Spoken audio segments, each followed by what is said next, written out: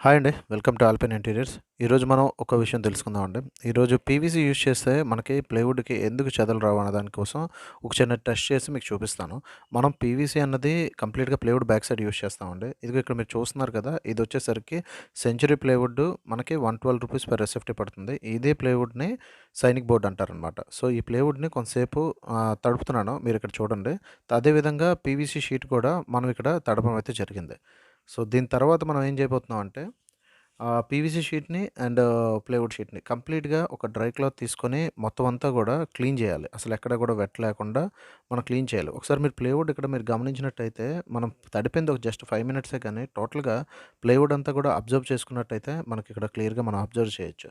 So, plywood అన్నది వెట్‌ని ఎక్కువ observe చేస్తుంది. అదే పీవీసీ ఇదిగోండి ఇక్కడ మీ ముందే క్లీన్ జేస్తున్నాను టోటల్‌గా. సో, క్లీన్ చేసిన తర్వాత సైడ్స్ అమ్మడి ఎటువంటి వెట్ గూడా మనకి కనబడలేదనమాట. తర్వాత ఇదిగోండి ఒక పేపర్‌తోని జస్ట్ ఇలా రఫ్ చేస్తే ఆ వెట్ మార్క్స్ అన్నది ప్లైవుడ్ మీద రఫ్ చేసినప్పుడు కనబడింది. అదే మనం పీవీసీ మీద రఫ్ చేసేటప్పుడేమో మనకి అట్‌లీస్ట్ ఒక డ్రాప్ గూడా మనకి వాటర్ అనేది అక్కడ కనబడలేదు. సో, ఈ ఇది మనం ఈ టెక్నిక్ యూజ్ చేసి మనం కబోర్డ్ వర్క్ చేసుకునేటట్టయితే మాక్సిమం సీఫేజ్ రాకుండా మనం కంట్రోల్ చేయొచ్చు ప్లైవుడ్ వరకు. పెస్ట్ అన్నది గూడా మనకి ఎఫెక్ట్ అవ్వదనమాట. ఇదిగోండి ఇక్కడ మీరు చూస్తున్నారు గదా! ఇది ఒక బాక్స్ అండి. ఈ బాక్స్ బ్యాక్ సైడ్ అంతా గూడా మనం ఏంటంటే 12 పీవీసీ షీట్ వేయడం అయితే జరిగింది.